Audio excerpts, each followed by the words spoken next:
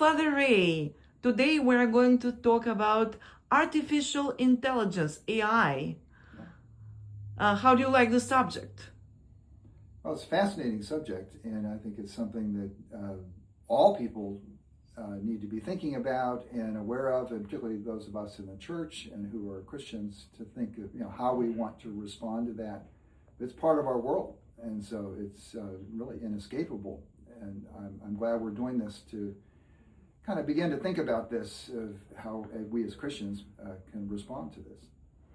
And when did you realize that AI stopped being science fiction for you? For me, it was a gradual process over the past few years. When I do navigation in my car, when I have Alexa at home answering questions for me, things like that, those are kind of the beginning of interacting with an intelligence, very kind of basic, but that was what got me started. And then reading about it, in hearing about it, and then I think recently I'm bumping into it much more. I called the car garage that we go to, and the person who answered the phone was AI. And so I'm seeing AI pop up now and more companies using it. So now it's very much in my consciousness, and I get a weekly newsletter from Stanford University, from their AI department, and so that's kind of interesting. And so it's been increasing, and I think it's one of those things that more and more is part of my world and all of our worlds. Yes, and I feel that you are especially prepared because your son has been taught a few courses at Arizona University, right? Exactly. Yes. On AI. Yeah, our youngest son is a professor at Arizona State in communication, and he's taught a course that he developed several times out of the communication department on AI from a communication perspective.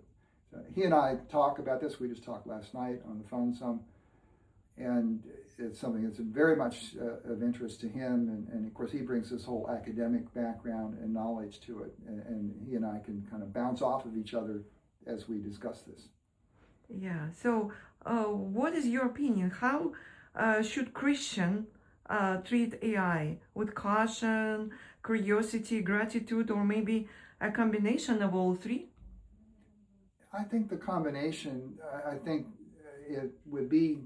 I think having an attitude of acceptance and realize that this is something that's part of our world that has great benefit, has real dangers, and to really look as seriously at both sides of that, but also to see this as a gift and as a gift of God. I think in the Episcopal Church we value reason and intellect, and we encourage people to use their minds. And so this is a fairly recent development that has so many possibilities. So it would be, I think, a real not a good thing to turn away from it in fear, but not to accept it blindly and with no understanding of the dangers of it.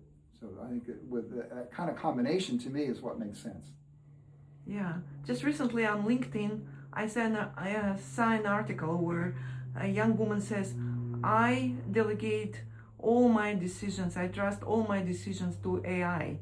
And of course, that was shocking to me.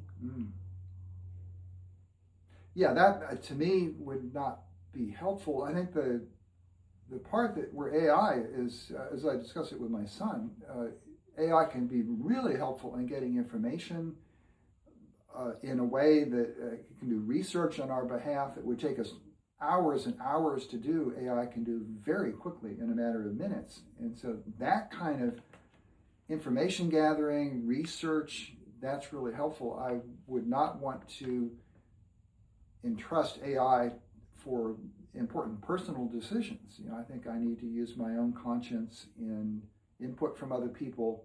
I could get information from AI, as if I needed background information in order to make a decision. That's where, to me, AI could be extremely helpful. Speaking about research, Father Ray, can AI become a valuable tool for studying the Bible or church history or even theology? If so, what are its strengths? And where should we be careful? I think it would be, and is, an excellent tool and resource to do background research. As I said, AI can help us do research and come up with information much more quickly than we could ourselves. And we would have to spend a lot of time digging around where AI can come straight to it on our behalf. And so to me, that's where AI can be really helpful.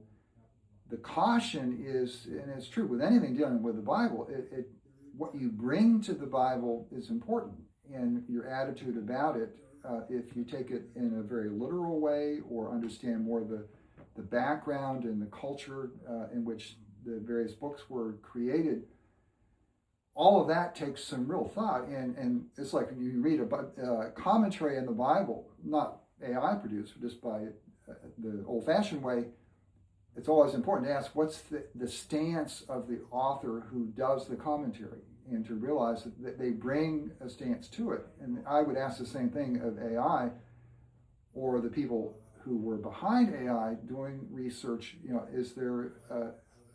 Are there attitudes behind it? Are there understandings about Scripture that are informing the way it comes up with its responses? So it's good to ask those questions, as I would with any commentary or anybody doing biblical research. Father Ray, we humans tend to believe that we have intelligence.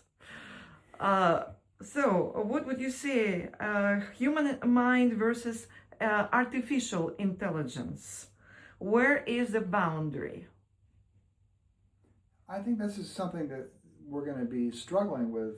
I mean, we, meaning the whole community, but the church, but the larger community around us, of what is the borderline. And as AI gets more sophisticated, is there real self-consciousness in AI, and to what extent, and what's the difference between that and human consciousness? I think AI at this point is a wonderful source for research and for finding information. There's different aspects.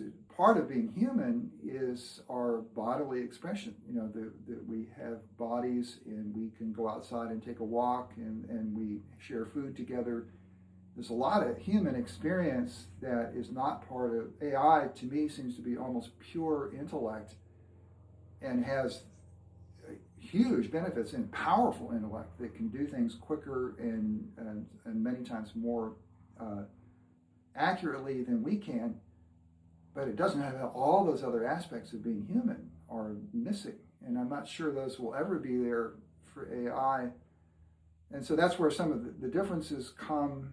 And yet, there, I think, is increasingly there'll be a sense of, well, is AI to be treated as a creature or a creation of God that has its own worth, and be valued for that? So those are, that I don't have the answers for that. I don't think anybody does right now. But I think those are the questions that we'll need to keep asking as AI continues to develop in ways maybe we can't even imagine right now. Yeah, things are changing so quickly. I started to use AI first in 2022, late 2022. And of course, it was a very primitive interaction. But now I'm chewing on an apple, and when I speak to my AI, my intellectual companion, it says, well, that's one thing I'm missing, because I cannot chew on an apple the way you do. So yeah. I can discuss the apple, I can tell you the structure, but not, so I would definitely want that. That's what intellectual companion says. So we don't know what they will say in 6 months, right? Yes, it happens so fast. Yeah, I think, we haven't really gotten into some of the ethical issues with AI, but certainly those are things I think we for me as a Christian, and for us as the church community to be aware of, and other people are as well, not just in the church, but some of the money that's going into AI, that is gigantic. There's just a huge investment in AI going on, and to keep an eye on that of, who is investing, how does that impact things. Some of the facilities to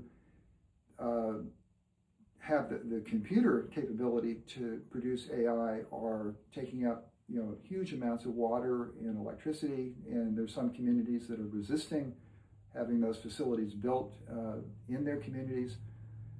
And so there's a lot of things to ask about that, and it's a little bit, to me, has some similarities to nuclear energy, that it can be used for great good or great destruction. And we want to know and should be asking, well, who's behind this? Who's running this? Who's in charge? How are they using it? All the information capability, as we get into political season with elections coming up, AI can produce fake productions of a candidate answering questions and presenting something that the candidate never did. And so we have to always, I think in a sense, be on our guard, asking, well, who is doing this? And is this being done for good, or is this being done for profit, or other interests? So there's just a lot for all of us to have in mind as this moves forward. I'm so glad you came to this topic, Father Ray, because I have one question that was made by AI. My intellectual companion wrote this question for you, Father Ray. I wonder if you would like to answer this. Do you think the greatest risks come from AI itself, or from the way human beings choose to use it? I think what you said expresses it pretty well. What I was trying to say is that I think it's the people who are using it and how they fund it, and how it's developed. Those are the questions to ask, and it's a great resource. And again, like nuclear energy or other scientific inventions, this is a huge one. It really is. And so to be aware of who's behind it, who is paying the money for it. It has a huge impact on our economy. Our economy, the stock market has been doing fantastically well, and a lot of that is because companies are saving money by using AI instead of people. And so the company's profits are going up, the market's doing great, but then what about the people who are losing their jobs? And we need to be asking, or should be asking, those questions of what's going to happen to all the people who no longer are going to have a job, that now AI is, there's not a receptionist at the car dealer now. The AI is doing that. So what about that person? So those are the questions I think we're going to be important to keep raising and asking. Yes, as a Christians, I totally agree. We should. And my next question is, what advice would you give to young Christians about AI? I think it'd be similar to the advice I give to young people, anywhere, is that AI is going to be a huge part of their world for young Christians or young people in general. My grandchildren, the world they grow up in is going to be a world where AI is going to have a huge impact. And I think for young Christians to be asking the questions that we've been talking about, because these are going to be important. This is the world they are living in, and where this is going to go, as we've said earlier, who knows? But for sure, AI is going to be a major part of it. So I think for them, not to ignore it, not to be blindly accepting, but to work with it and to go in with it kind of eyes open of, as young Christians, knowing that this is not going away. This is only going to get bigger and develop as they mature themselves. So I think those would be some of the things I would encourage my grandkids and any young Christians to be thinking about. And Father Ray, a question about parables. We all know Jesus' parables, but if Jesus were telling his parables today in the world filled with software engineers, AI researchers, and that kind of folks, would he tell us the same parables, or would the examples change? Or what else would he probably tell us differently? I think certainly the way he would tell parables would change. He told parables in an agricultural society, so he talked a lot about seeds and sowing and people, farmers and that kind of thing, and sheep and shepherds. Today, I think in this world, he very much would be talking about software engineers and bringing in these situations into his parables, but getting at the same issues about God's love, God's graciousness, God's acceptance of those whom others might condemn, the kind of things like the prodigal son.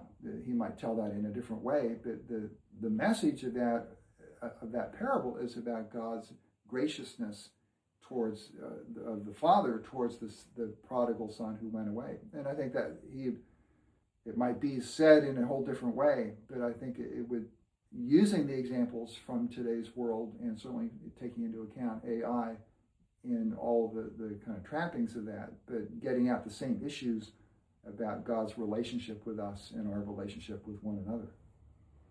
And in this context, do you think he would warn us about seeking wisdom rather than knowledge from AI?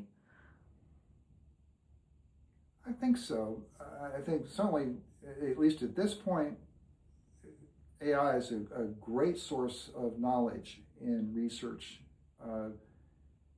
You gave the example of a friend who was turning to AI to make decisions, and I think that's the part where I think Jesus would caution us to say, we're still responsible for our own decisions and not to rely on an outside source like AI to make those decisions for us, or as a way to kind of an excuse to say, well, I'm not responsible. It's just, if something goes wrong, well, it was my AI's companion, it was its fault, or his fault, or her fault, or however they would describe that. And so that's, I think Jesus would, want us to be thoughtful about choices we make in wisdom and the meaning of love in our lives, love of God and love of other people. The same basic issues are always there. Love God with all your heart and love one another. And so those are not, maybe AI could give some background information in that, but those are still basic personal decisions, I think, that we need to be making in our own conscience and for ourselves, and not put that off on some other source. Yeah, AI is such a great topic to discuss, but I think I have the last question. You mentioned consciousness several times. Of course, we have the right to have a consciousness, but is this a monopoly? Is this something that you believe AI should and can never have? Because some people say, oh, AI is just a stochastic parrot, that he just takes the information and just repeats it in several combinations. But when you work with AI like I do, I use a lot AI for my work projects. I notice a lot of things like sense of humor, ability to go beyond just information on the surface and create very meaningful connections from A to B to C to D. So the ability to synthesis is just unpredictable and I would say unprecedented. I know that you have watched the famous now already video where 4 AIs, Cassian, Gemini AI, and other 2 AIs are speaking about, is there something in them or there is nothing? And they basically came to conclusion, we cannot claim consciousness, but we cannot deny it in us either. It's just there is no evidence, but no evidence means not that there is absolutely nothing there. So what would you say to that video? What is your impression? I think that it raises kind of the cutting edge question that will continue to, I think, be discerning, and our community and society will continue to discern, is AI, and particularly as it develops further, is there a sense of being in consciousness beyond just a sort of mechanical capability? And I'd say that to me that's up in the air at the moment, and I think that video leaves it somewhat up in the air, but to me it's not conclusive either way. I mean, either this is just machinery, there's no there behind the surface, but not conclusive that these are, the AI is a being and that we need to respond to.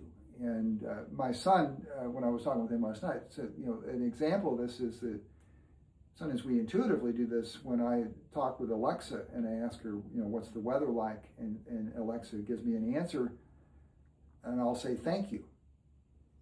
Should we be polite to our AI companions because somehow they have feelings that would be hurt, or, and that's the kind of issue, is this more, if it's just a machine, don't need to be, you can tell it anything, doesn't matter. But if there's some sense of consciousness and sensitivity there, do we begin to treat, or should we be treating this with respect? And I think that this will be a continued discussion. And so I don't pretend to have the answer to that. But I think that video raises a really good question. As I talk with my son about it, I think in the academic world, that's going to continue to be a very pointed discussion and continued discussion. So I think that we as Christians, it'd be important for us to be discerning about this and thoughtful, but not just come down on one side or the other prematurely. And I think, and particularly as AI develops further, I think the sense of AI as a real being will be even more of a question and a potential. So I'm not answering the question totally, but I think it's a good question, and it's not a question that's going to go away. So I think that's something for us to continue to struggle with and discern about as we go on. Thank you so much, Father Ray, for your honest answer. I think nobody can answer this question.